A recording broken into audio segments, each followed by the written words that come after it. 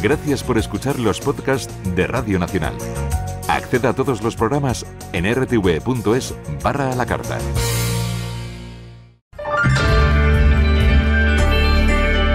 Gente despierta. Radio Nacional. Carlas Mesa.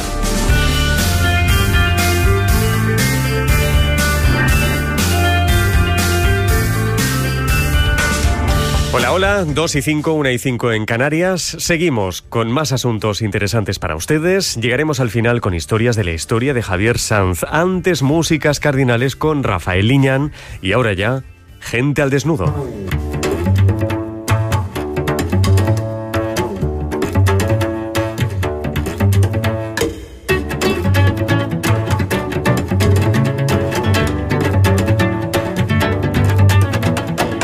Y es momento de saludar a Alejandra Vallejo Nájera. Alejandra, buenas noches. Buenas noches. Y esta noche, para descubrir los secretos de la que dicen, Alejandra, es la palabra de moda. Mindfulness, una palabra que es extraño decirla aquí en Radio Nacional de España. Sí, y además somos muy contrarios a los términos en inglés, porque si existe en español, ¿por qué no? Pero bueno, claro, es que este término es complicadísimo el traducir al español. No tenemos una palabra que describa exactamente qué es el mindfulness. Atención plena podría ser. Pero allí eso qué es, y eso qué es. Aquí en Gente el Desnudo yo me desnudo y digo, ¿y eso de atención plena qué es? ¿Cómo se hace? ¿Para qué sirve? Bien, pues para hablar de eso, desentrañar todos los misterios en torno a la atención plena o la palabra anglosajona mindfulness, no es que venga bien acompañada, es que hoy somos todos los que estamos escuchando esta sección, este programa, enormemente afortunados porque está conmigo uno de los, la mano derecha del creador del mindfulness. Se trata de Fernando de Torrijos, persona española que hace ya muchos años que vive en Estados Unidos. Él desde 1994, corrígeme Fernando si me equivoco. No, fue en 1983. En el 94 es cuando conocí a Jon Kabat-Zinn. Bueno, pues en el... A todo esto, buenas noches, Fernando. Buenas noches y gracias por acompañarnos. Un privilegio. Es, junto a Jon Kabat-Zinn, de las personas que más sabe de mindfulness en el mundo y el que ha permitido que personas como yo, dado que me formé con él, pues podamos trabajar con personas frágiles a través de esta herramienta poderosísima y maravillosa, pero que hay que saber qué es y cómo funciona. Y es muy importante la conversación de hoy porque hay mucha confusión sobre este asunto. Fernando, ¿verdad? Sí, exacto. Se ha puesto, como decíamos, muy de moda y cuando llegan las modas hay confusión. Gente empieza a utilizar la palabra fuera de contexto completamente y entonces todo el mundo empieza a tener sus propias interpretaciones respecto al término y es muy peligroso. Es por eso, precisamente, ahora que viene Jon Kabat-Zinn, llega mañana a España, que la idea de este viaje, la idea del viaje es precisamente dar un poco más de claridad a esto, pero vamos, que yo lo he tenido clarísimo desde hace años. Jon Kabat-Zinn es el creador de mindfulness, es un médico, psiquiatra en la Facultad de Medicina de Massachusetts y además es profesor allí. Y él se da cuenta de que hay algunas enfermedades, algunas patologías que no siendo mortales, sin embargo, limitan intensamente la calidad de vida de las personas. Empieza a investigar a partir de ese momento sobre técnicas orientales y hacer una investigación muy profunda, muy seria sobre cómo colaborar para que estos pacientes ganen calidad de vida pese a su dolencia física o a su limitación, con unos resultados verdaderamente sorprendentes. Creo que él empieza a trabajar, Jon Kabat-Zinn, corrígeme Fernando, en el ámbito digestivo. ¿Es correcto? Personas con colon irritable, en fin, trastornos digestivos, ¿es ahí como empieza? Bueno, su comienzo en realidad, él se gradúa, saca su doctorado en el MIT, Massachusetts Institute of Technology, por ahí el 1975-76, y después de enseñar un poco en una de las universidades cerca de Boston, vino al centro médico de la Universidad de Massachusetts, que también había abierto más o menos un año antes de su llegada, y lo que notó es que muchos pacientes, un 80% 5% de pacientes con condiciones crónicas, aun a pesar de tener los mejores tratamientos, medicamentos, ayudas, no mejoraban. Y se intrigó al respecto, entonces empezó a preguntar a médicos y le dijeron que es que o la persona no seguía las indicaciones que el médico le daba, o no acudían a las citas, etc. Entonces, la conclusión a la que llegó en estas consultas es que era el estrés de la vida diaria el que impedía que estas personas pudieran mejorar. Y entonces se le ocurrió la idea de crear como una especie de red, de malla, que atrapara a todas aquellas personas que se caían a través de las grietas del sistema. Muy bien, claro. Y es ahí que con su experiencia en tradición zen, en yoga, aparte de ser un científico él,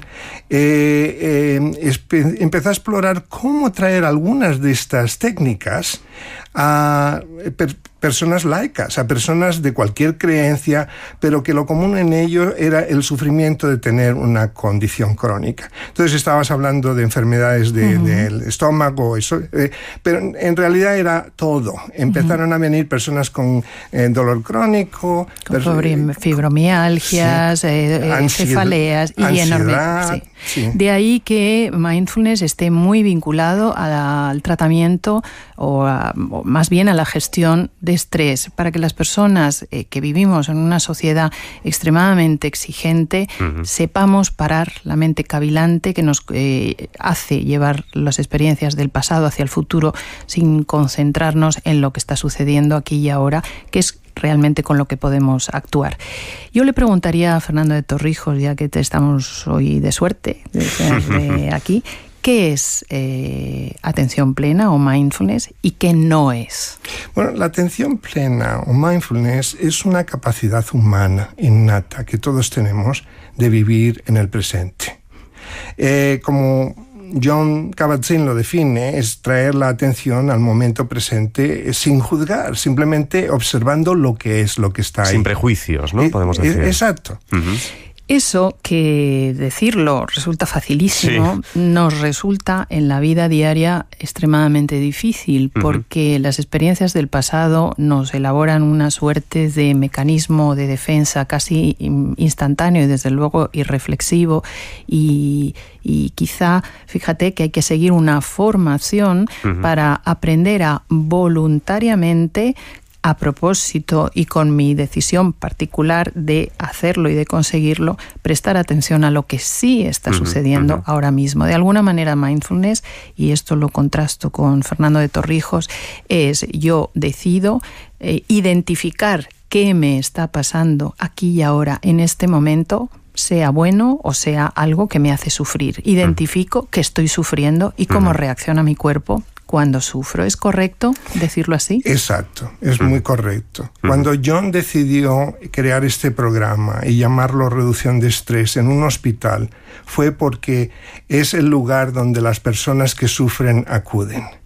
Y entonces dijo, ¿qué lugar más mejor para poder llevar este programa? El lugar idóneo.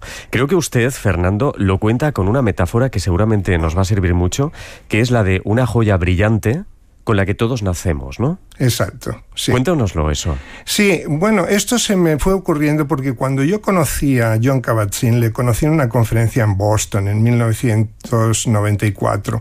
Y Robert Bly, un poeta americano que ha traducido a los poetas hispanos, daba la conferencia magistral. Conecté con él, le dije que tenía la cassette de Juan Manuel Serrat cantando a Machado, el homenaje a Machado. Me dijo que si le podía llevar una copia, y entonces a la mañana siguiente, antes de empezar la meditación, se la entregué y me dedicó un poema de Machado en frente de 2.000 personas. Es como conocí a Jon Kabat-Zinn. Una vez que lo terminó, Jon se acercó a mí y me dijo, oye, ¿te gusta esto? ¿Hablas español? ¿Vives en Worcester? ¿Quieres comer conmigo? Ahí se inició. Y de ahí me viene, precisamente de ese poema, tiene el otro aspecto. La joya todos la tenemos dentro.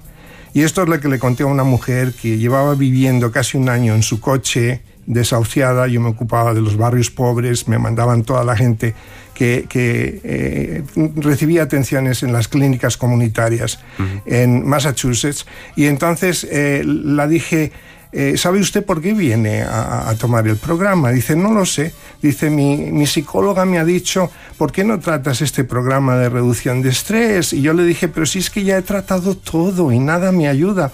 Dice, pues vete allí y a ver, habla con este Fernando, que es un muchacho muy simpático. Entonces vino a verme y tenía los ojos completamente opacos. No había brillo en ellos en absoluto. Le habían quitado los hijos porque no los podía cuidar. Vivía, como digo, en un coche, ya que ni el coche funcionaba. Era el único techo que tenía. Y le dije que si sabía ella de Miguel Ángel, el famoso pintor, escultor, y me dijo pues que no.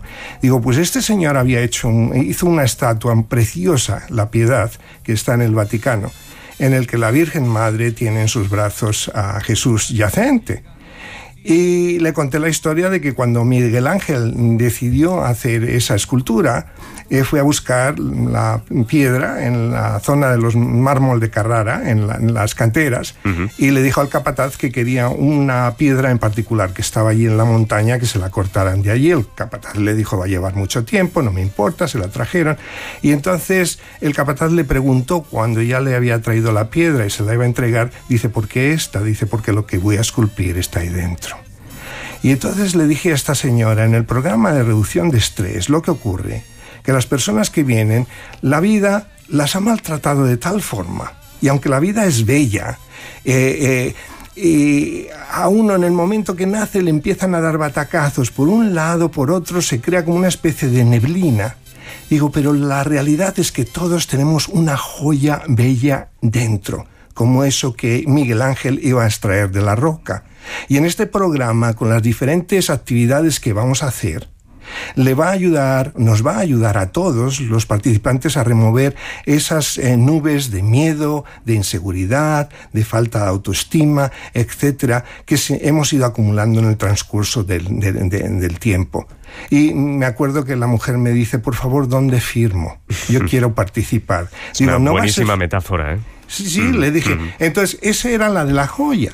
Pero la otra es la del huerto, que si no os importa puedo recitar. Sí, claro que sí. ¿Cómo no, Fernando? Estamos fascinados aquí. Embobados escuchándole, Fernando. Bueno, el poema es como sigue, y ya te digo, él lo hizo en inglés, yo lo voy a dar el original en español. Llamó a mi corazón un claro día con un perfume de jazmín el viento. Llamó a mi corazón un claro día con un perfume de jazmín el viento. A cambio de este aroma, todo el aroma de tus rosas quiero. No tengo rosas. Ya no hay flores en mi jardín, todas se han muerto. Me llevaré los llantos de las fuentes, las hojas amarillas, los mustios pétalos. El viento huyó. Mi corazón sangraba. Alma, ¿qué has hecho de tu pobre huerto? Alma, ¿qué has hecho de tu pobre huerto? Y la moraleja de este poema... Bueno, esto, que yo estoy frente a Fernando de Torrijos, esto lo está diciendo de memoria, ¿eh? No lo está leyendo. Sí, no lo entiendo leído. Perfectamente que sí, que es así seguro, vamos. De memoria, bien. Sí, no, ¿Cuál es Qué la bien moraleja? recita usted, por cierto, ¿eh? Qué bien recita. Gracias. No, la moraleja es que sí, todos nacemos con una joya brillante, que puede ser un diamante, puede ser un rubí, un zafiro, una esmeralda, porque todos tenemos diferente color, veremos diferentes puntos del planeta. Pero brilla. Y brilla desde el primer día, desde el primer aliento hasta el último aliento. Y también nacemos con un huerto a cultivar, nuestro propio huerto, para una función, la que nos corresponda a nuestra vida. Pero desde el momento en que nacemos, tu padre quiere que seas ingeniero, tu madre que te portes de esta forma, tus maestros que esto, y al final te olvidas de lo que realmente viniste a hacer. Y llega un momento que a la edad de 30, 40, 50, dices, estoy completamente perdido en la vida. Hasta que por una razón u otra en el programa de reducción de estrés te das cuenta que sí, que tienes ese jardín y que quizá lo has abandonado y está lleno de maleza. Entonces la primera función a hacer, que lo empezamos a hacer en la clase tercera, una cosa así, es sacar todas las hierbas estas malas que han inundado todo y empezar a limpiar el terreno, a abonarlo y empezar a plantar semillas que tienen significado para ti en tu vida. Y es que claro, Fernando, supongo que la mente es muy caprichosa y sobre todo se fija en las emociones intensas, ¿no? Sean buenas o sean malas. Pero Exacto. Nos gusta vivir con intensidad. Sí, la mente egoica.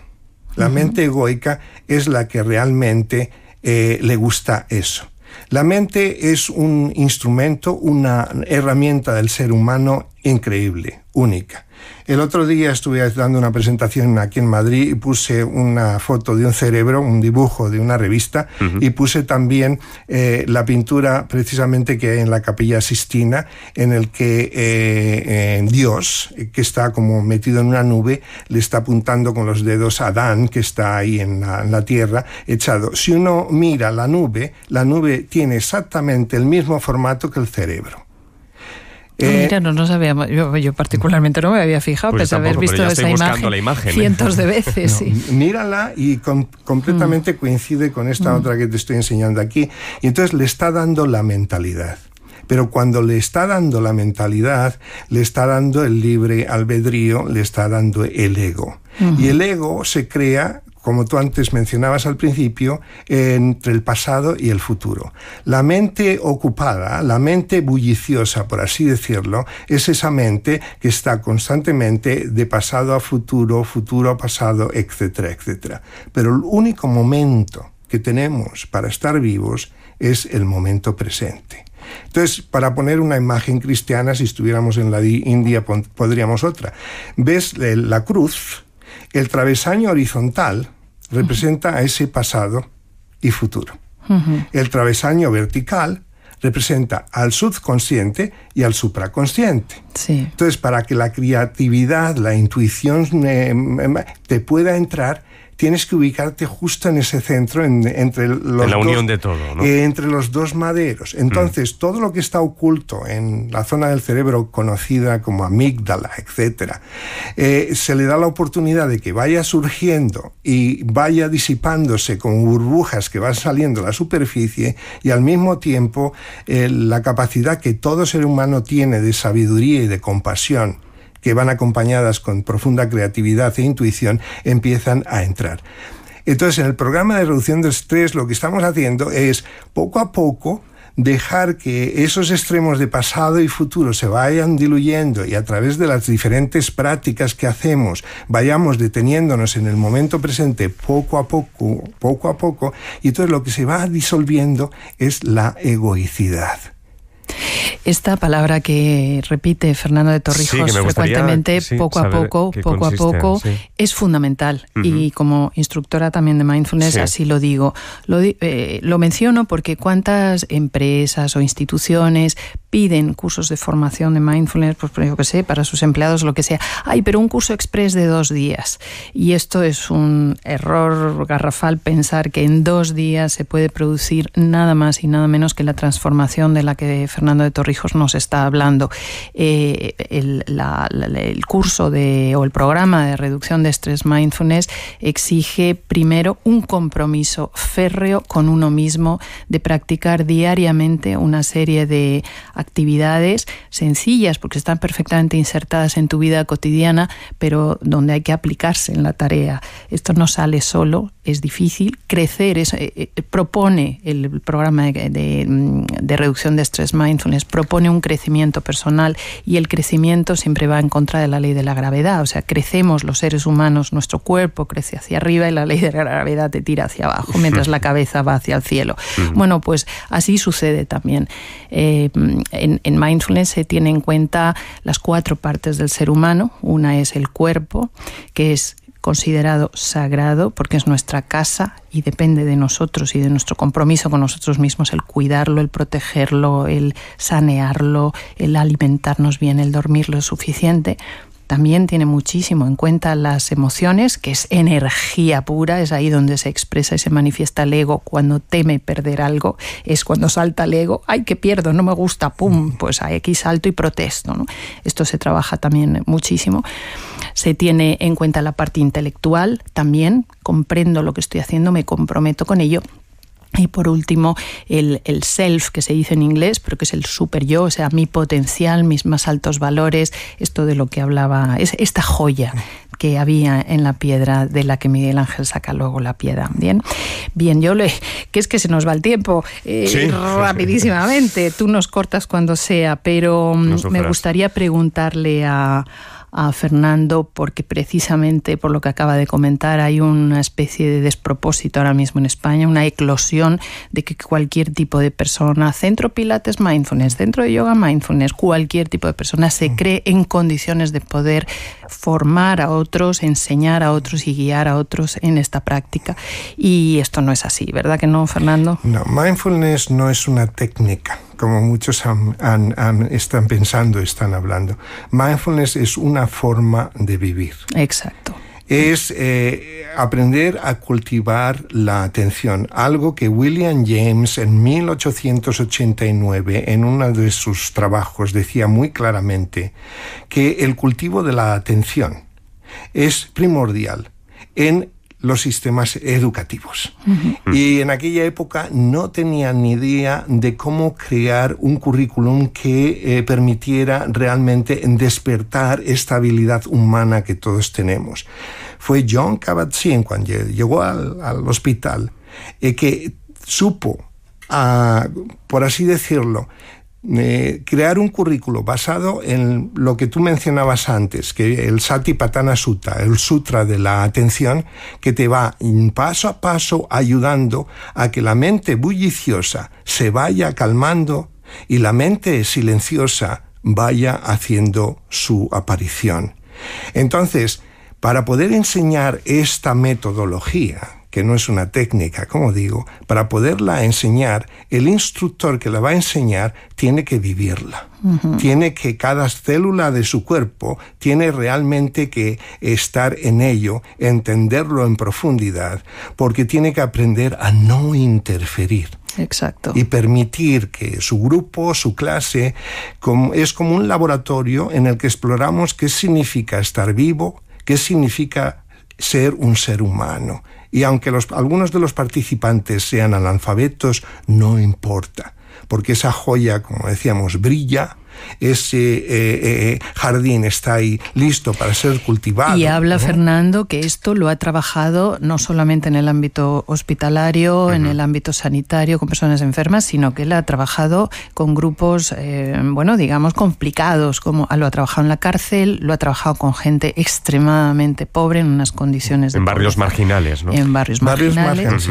Y con centros psiquiátricos. Y en centros psiquiátricos también. Sí, con pacientes agudos, con adolescentes psiquiátricos que están 3, 4, 5 años hospitalizados, con condiciones súper extremas, y sin embargo, una vez que uno tiene como instructor los fundamentos y tienes experiencia dando el curso de 8 semanas, entonces es cuando te puedes permitir hacer adaptaciones que sean útiles a las personas con las que estás trabajando. Pero lo que he aprendido en el transcurso de los años, que yo les tengo que preguntar a esas personas qué es lo que crees que te puede ayudar. Claro. Y entonces, basado en lo que esa persona me va diciendo y tenemos una conversación, entonces puedo adaptar el escáner corporal, que tú decías, la importancia de visitar el cuerpo, porque el cuerpo nos ha estado dando tremendo servicio toda nuestra vida. Y hubo un muchacho adolescente psiquiátrico muy mal y me dijo, por favor,